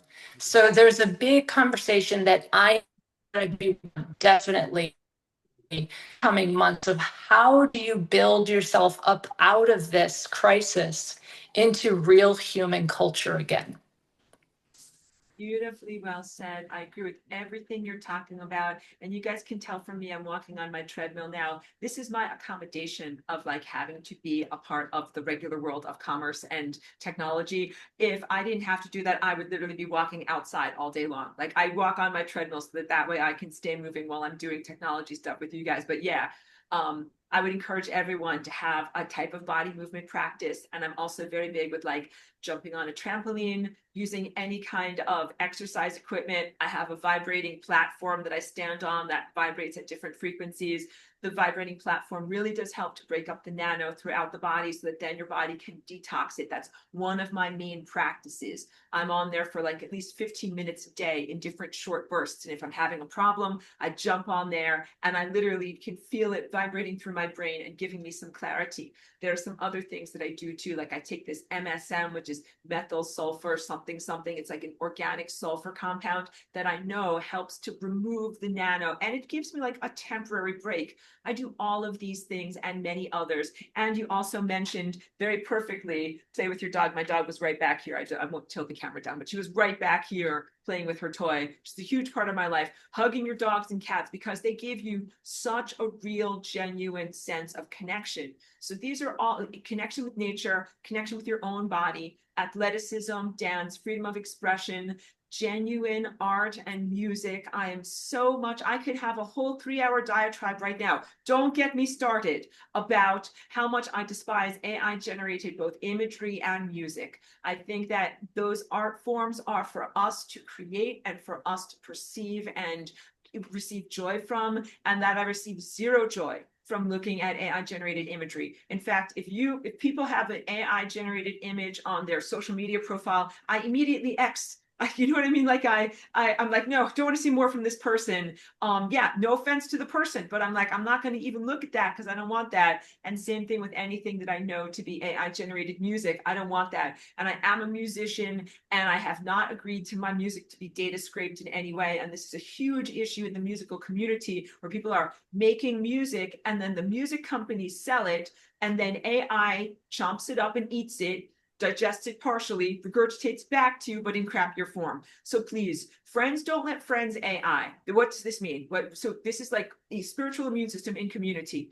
When you notice that your friends are giving you back regurgitated AI slop, you can say no thank you. You can say no thank you. I don't appreciate that chat GPT generated response or text or email that you just sent to me. It is very off-putting. I'm very allergic to this. Same thing with sharing that type of art and music. And also we can support and celebrate when people make an actual thing that is made by actual humans. At this point, like I'm not such a tough art critic, but whatever it is, like I don't care if you painted with Crayola crayons like this and made a silly picture. I will celebrate you because a person made that with actual art supplies instead of something that was just crappily generated with zero care and zero actual consciousness input. So that's part of it. And then also like I'm confrontational when I see someone who is doing these actual types of spiritual impostership. And so I know many people have imposter syndrome, being an artist, a musician, a spiritual teacher, anything where their shoulders kind of go down and they're like, I'm not really that good and I'm not this and I'm not that or whatever. It's like, I'm not talking about that. I'm talking about if you misportray yourself as being a smart person because you're getting all of your notes from Chat GPT or something like that, that is a real impostership. There are real integrity issues with the person who does that. I don't want to have people like that in my life. I don't want to have people like that on my feed. And so I will call that out and I will say, like, if this is who you are and this is what you're doing, I don't want to interact with you and I will block or remove them from my presence. And that can seem harsh. I don't want to get this communicable disease or have it around me. And it was heartbreaking to me, Lalita, when you talked about parents and their children. So I'm not a parent. I mean, I don't have physical children, although I care about all humanity and all of the life that's here in the world. But please, parents and old, see, I don't have a word for it, old people, older people in the community, let's please be great mentors for the younger people about how to be a real effing human and what it is to even be human and what it is to have a heart. Let's teach them the correct way of being. Yoni, I can tell you have stuff to say. I can see you write it down. I'm like, you've got something to say. Beautiful. Thank you, both of you. Yeah, I was going to say, I mean, we've spent in this conversation, talking about what the problem is, which is basically, I see it as AI is a cold light and it's in a structure that is rigid. So I'm going to put forward as one solution is to activate your diagonals. And with me, when I see that, when you are dealing with fabric, if you pull the fabric, either horizontal or vertically, it's rigid. But if you pull it at a diagonal, it becomes stretchy. So, for example, men's ties are constructed on the bias so that they don't get like wrinkles on them because they're more fluid and soft, right? So I would say activating things on yourself within your diagonals in order to soften yourself instead of having the cold light rigidness. And this comes down to activating your limbic system of your brain. And the limbic system is, in my mind, equivalent to activating your diagonals. And the limbic system is involved with your emotional body.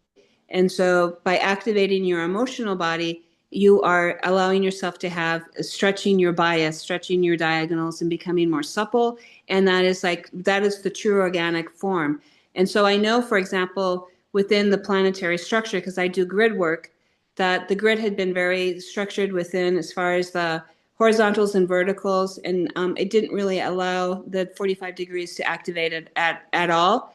And so this 45 degrees is actually very feminine energy, and that was like locked down. It was more of a rigid masculine energy that was, construct. So anything that you're doing as far as, put a movie on and cry, like watch something that is actually tear jerking rather than like very mental, like find something that is like more like emotional and finding things that actually may feel goofy, but they are emotional. It's important to actually feel. We're humans. Like that's what we do. We feel. So that's what I would say as far as one solution. It's something that it's like coming back to who we really are as people, and we are emotional beings. Such a beautiful point. Totally agree.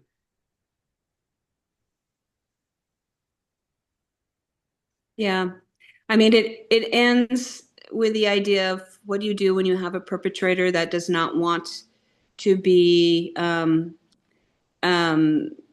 healed, that they're addicted to their perpetrations.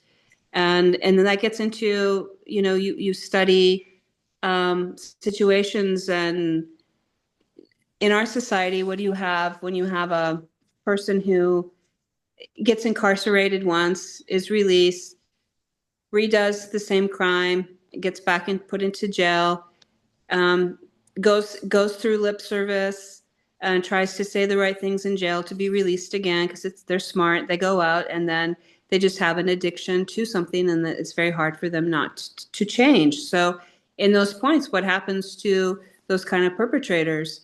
I mean, in some senses, in some states, they have capital punishment and they are taken off the timeline completely, or they actually are put into a situation that they are not allowed to have bail and they are separated from society. The question is, in these questions, is the majority, like, are we going to see a majority of people actually being assimilated? Are they going to be in the majority, and the human people that are not augmented, are they going to be the minority? Because if you even look at the numbers as far as the vax numbers, it's 60% of society was vaxxed, supposedly that's what they say. So that leaves, the 40% that wasn't. Now, it's also a numbers game and a creational game. The way that I've looked at it is that if you're relying on humanity to find the solution and suddenly wake up from the situation and suddenly free themselves, that's going to be very difficult because it requires the 7 billion people coming to a consensus. So I think the biggest thing for me, the way I look at it, is actually the reason why I go on gridding trips is that I want to work directly with the planet. So for me, it's the planet is like when the dog shakes, the fleas fly type thing, is like trying to help the planet to get to the point that her consciousness is augmented to the point that she just does not allow the fleas, the ticks to stay in her fur. And these are like very large macrocosm solutions. I believe that we are in the support. I believe that as humanity and those of us that are holding our pillars are greatly giving support to the earth in order to get into her correct network and to get the help and support, celestial help and support, in order to the dog to shake, in order to throw off this overage and false thing that is a parasite on her. So there's a moment of being, okay, well, how can humanity fix it? But we also have to remember that we're not alone, that we're on a live planet, that, she's a consciousness, and that her consciousness, as it returns and she starts to get her diagonals activated. I actually went to a place and I worked on getting the diagonals activated in the planet. So there are people that are out there trying to actually help the planet and finding a solution to this coming from a macro perception rather than the micro.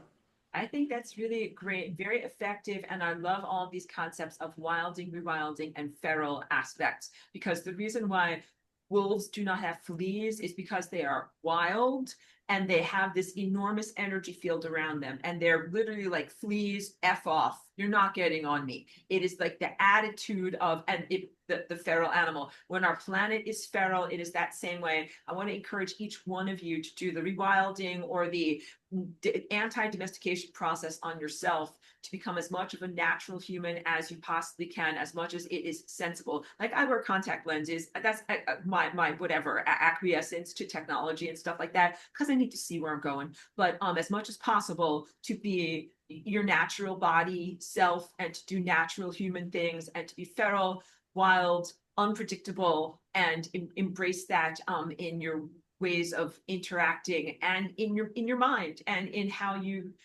think about and conceive of yourself. An anti-domestication process. My dog is a little tiny Chihuahua.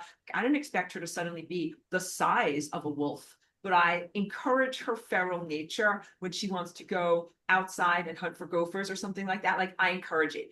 Do similar things in yourself. And that means sometimes living an unscheduled existence, like not living according to the clock, sometimes putting down the computer technology or not answering texts. This was a big thing at a retreat that I had in person recently. I talked with people and we all were like, yeah, something, if my friends and family text me, if I don't text back immediately, everybody's worried about me. Talk to your friends and family and say, something, sometimes I will not text you back.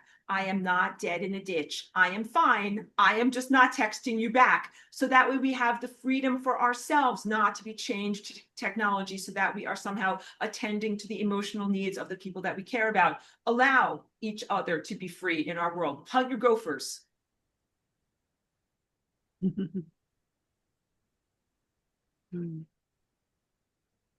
not sure if Lalita is free. Thank you both so much. Yeah. Good. Love this. Yeah. Good. Well, yes. So it's been a beautiful conversation, and I think that this is the perfect length to be able to wrap things up. So, of course, if anybody has anything that you'd like to complete or anything that we didn't say fully, please share. But I just want to offer my profound gratitude and respect to Yoni and Lalita for being here and talking to me about this, and everybody who watches this, because I couldn't bring this to my audience on Patreon and the people that follow me on YouTube, who I think are all like some of the best people in this world, who are like the best thinkers, the best wild people, the best savages. Thank you to everybody who's here, and thank you to everybody who watches this video. Thank you. I feel complete, and I'm very full of gratitude for the two of you, and also for the community that's going to be watching and supporting, giving their energy into these concepts. Beautiful. Thank you for your sharing and all that you brought here. And Lalita, I know you're having communication difficulties. Share one last little thing with us before your phone goes off completely. Oh, I just love being Errol, and I'm going to go out and commune with the sun. And I thank you all so much for listening. All the people that listen, wild and feral and free. as you truly are inside. So thank you both so much. Very welcome. And you're right. You can see this light over here. I'm about to go paint and do my painting over here. Okay. So onward. Nice. Thank you, everyone. Thank you very much.